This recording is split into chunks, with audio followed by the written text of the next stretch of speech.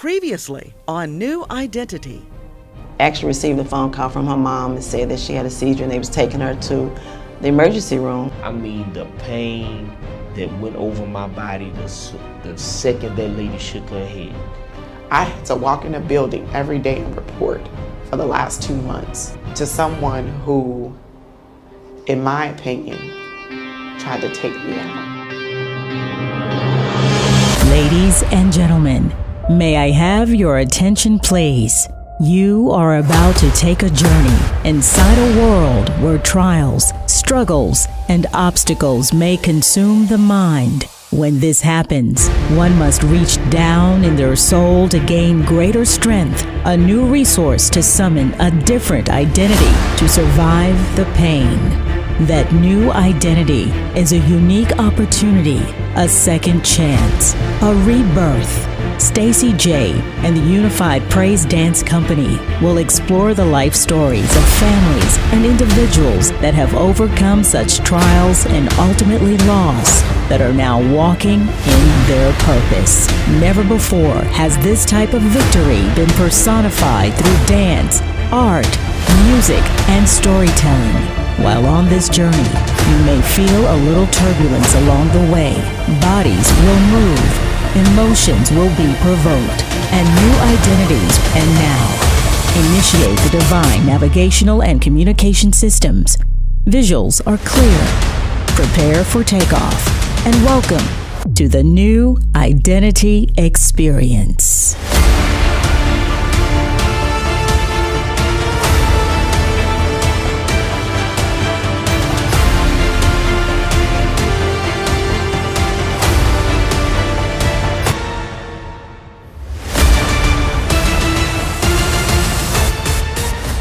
And the next thing you know, I was dancing.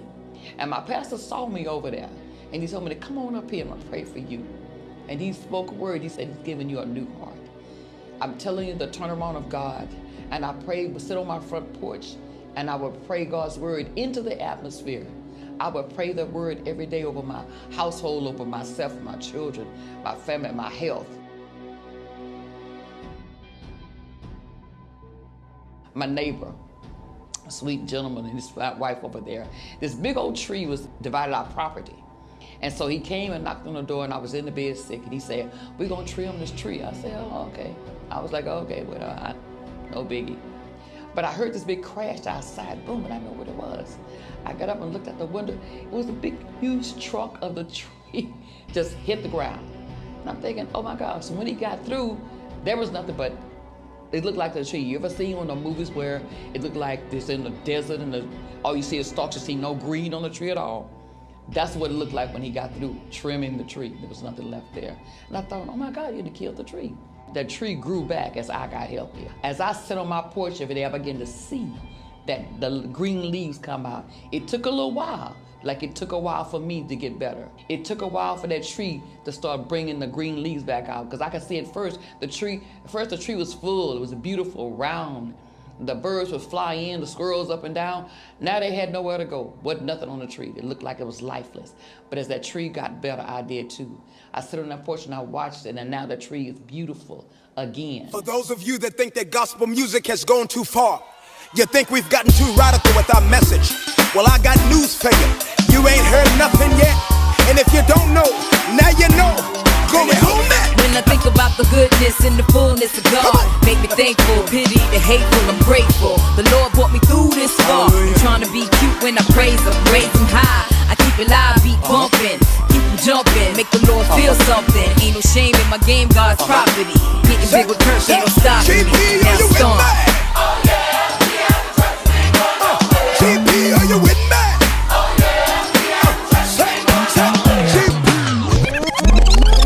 This is a journey into music and sound. Okay. Watch out. I was running with the set, yeah. Running with the set, yeah. We don't never flex, we just rep, hear me? No. What did you expect? I don't need respect, I'm the threat. Tell them I'm so free, I got no chains on me. I'm so free, I got no chains on me. Nappy head, no shame on me. I'm so free, I got no chains on me. I'm so free. free, I got no chains on me. I'm so free, I got no chains on me. I'm so free, I got no running through the. Okay, I reloaded.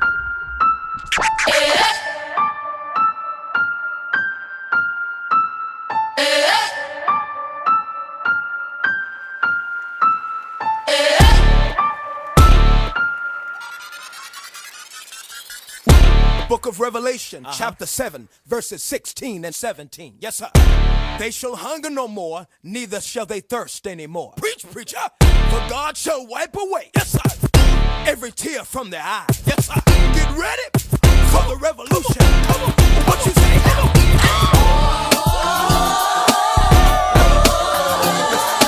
Do you want a revolution?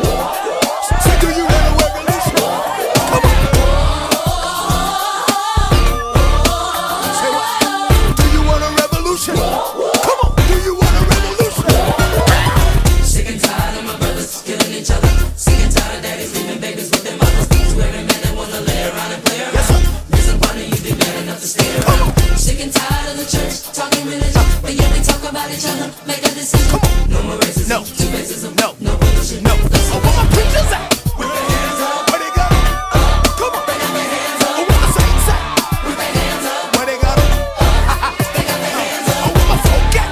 With their hands up. Where they got 'em? They got their hands up. Where the believers at? With their hands up. Where they got 'em? They got their hands up. Oh, where my people at?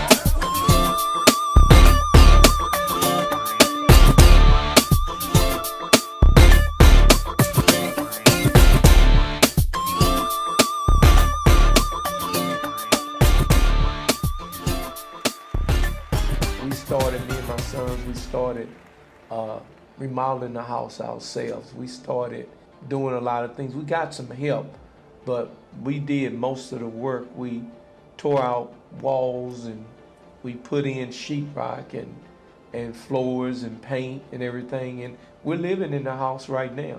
It's not back to where it needs to be, but I'm happy that we got the AC's back working. We got all the electrical working, the plumbing is working. We did concrete work around there. I probably did not get everything I wanted, but I got everything I needed. And I'm happy for that because I didn't know I could do the things that I'm doing now.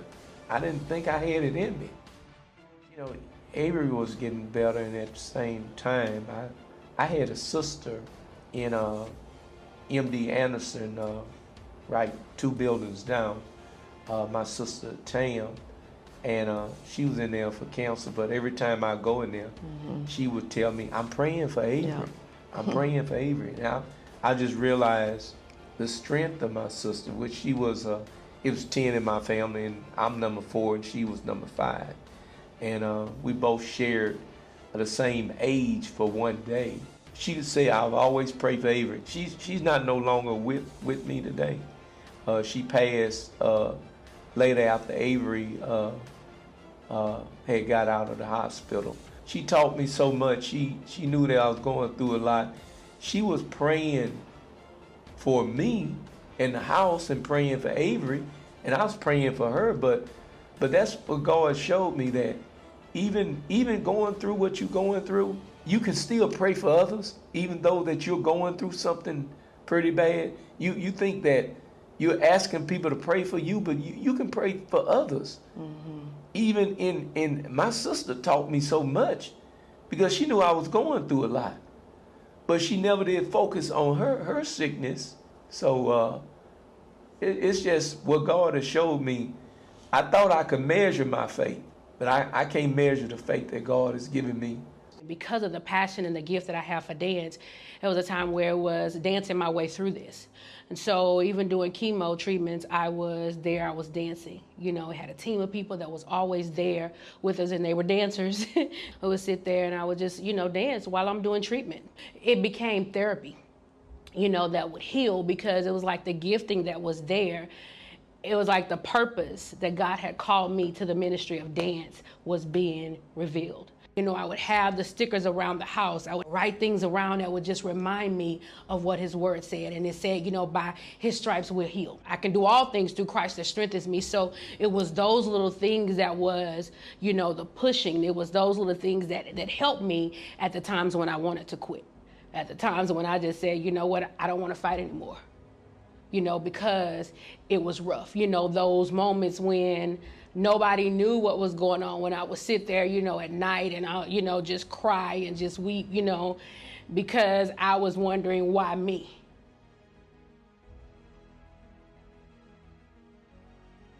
And she asked me if I was interested in having children. And I told her yes.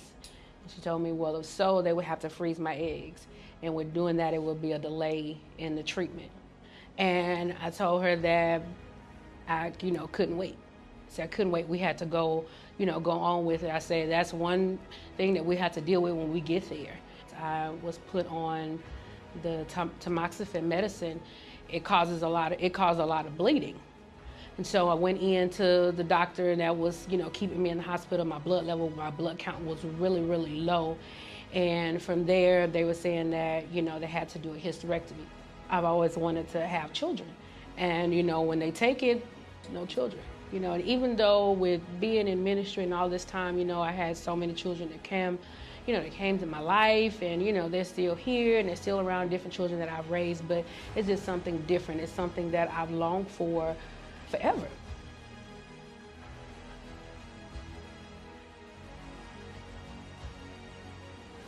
As I was going in for the surgery was delayed. And so as I was sitting there, the electricity had went out and everything there. And this is God just delaying things. And so come to find out a little bit later, the doctor was looking at the results of everything. And the clots that they were afraid of when they did not want to do the surgery, the clots that they were afraid of had already been gone. It was no evidence that the clot that traveled from my leg to my lungs was there. And so it was one of those situations where the doctors was trying to figure this thing out, God had already worked it out for it to happen. And so from that point, it let me know that even though, you know, it was my plan for me to have children, but what God had in store for me is greater than the things that I want. You have to live every day as if it's your last day. If you have goals and dreams that you want, go after. You know, it was people that did chemo with me, that started on this journey with me, that are not here today. You know, and I'm grateful to God that He allowed me to be here. And so I don't want to take this opportunity lightly. So the purpose that God left me here, I want to fulfill it.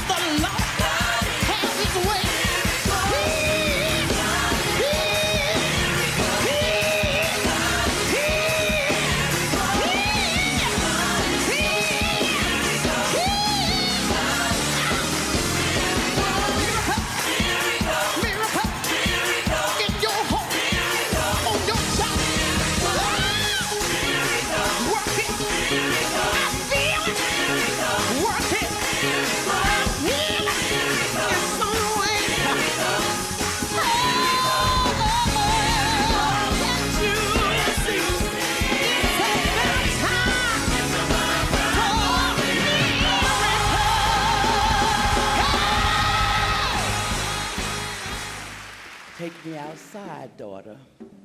I want to sit in my yard and feel faith blowing in the trees. Even though everybody know my business, God, take my mistake, take my business and use it for your glory. Take my weaknesses and use it for your glory.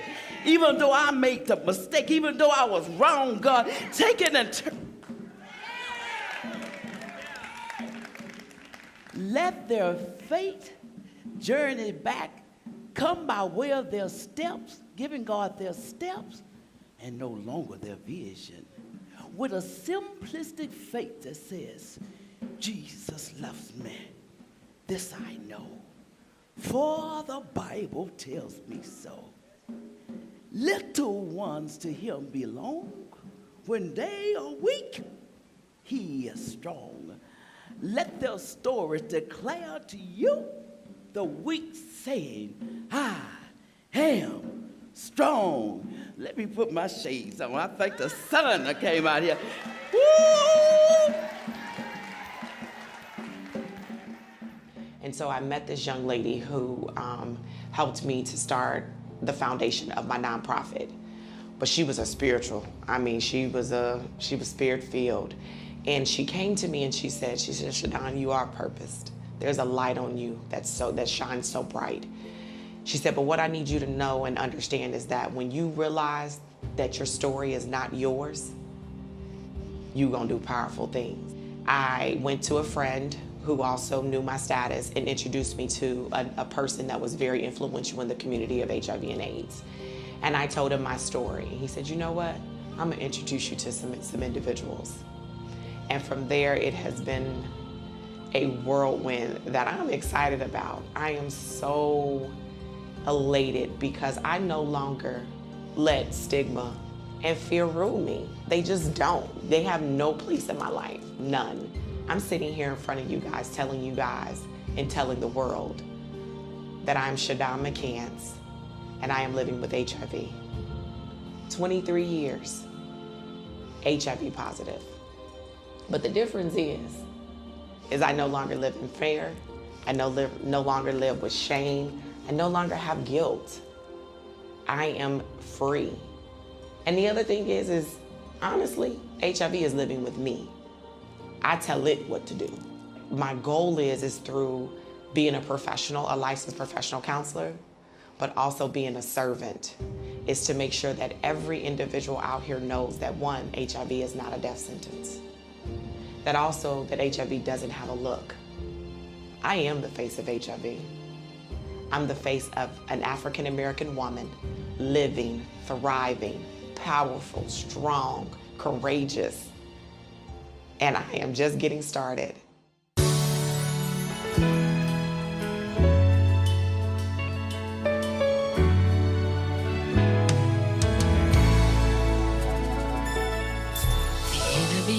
Up against your home. The enemy came up against your children. The enemy came up against your name. The enemy came up against your character. You will win, win. You will win.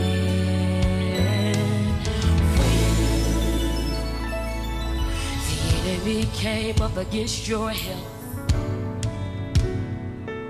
The enemy came up against your finances. The enemy came up against your vision. The enemy came up against your business. You will win. Oh, you will win. Yes, you will.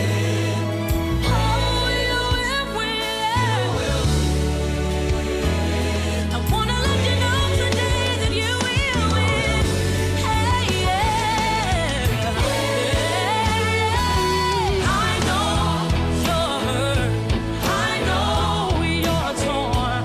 I know you're broken.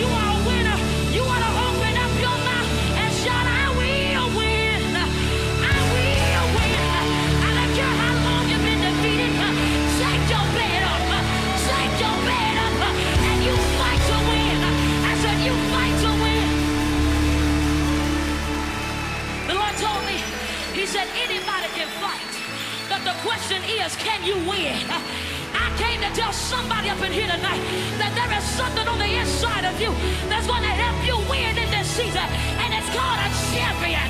You ought to open up your mouth and shout, I am a champion. Everything attached to you wins. I said everything attached to you wins. Can you point to your neighbor and tell them, everything attached to you wins. Come on, let's tell them, everything attached to you wins. Now just tell them, say, it's your winning season. It's your winning season. It's your winning season. It's your winning season. If God got to carry you, it's your winning season. If God got to carry you, it's your winning season. That's what He's going to do tonight. Because you can't afford to lose again. You can't afford to lose again. Oh, it's your winning season. Last time, say, everything attached to me wins. Everything attached to me wins.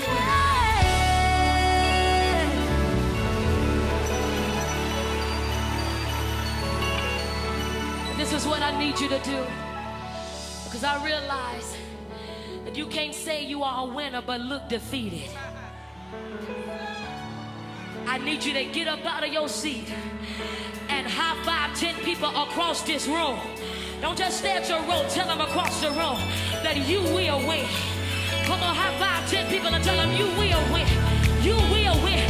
God don't birth failures. God don't call you defeated. You are a winner. Maybe you didn't know it before, but now you know it tonight. Now you know it tonight. You are a winner. You are a winner. Unleash that champion. Unleash that champion out of you. Come on, let's just tell him you will win. It's my way. It's my way.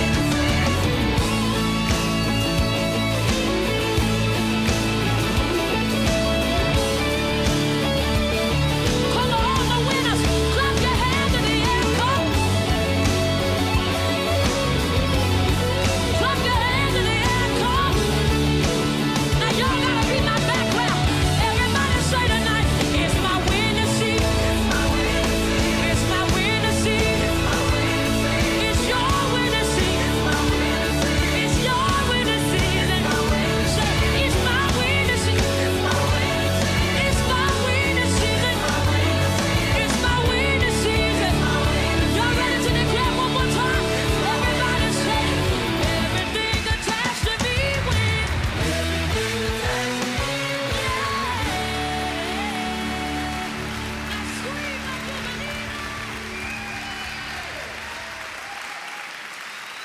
Revelation 12:11 states, "And they overcame him by the blood of the Lamb and by the word of their testimony."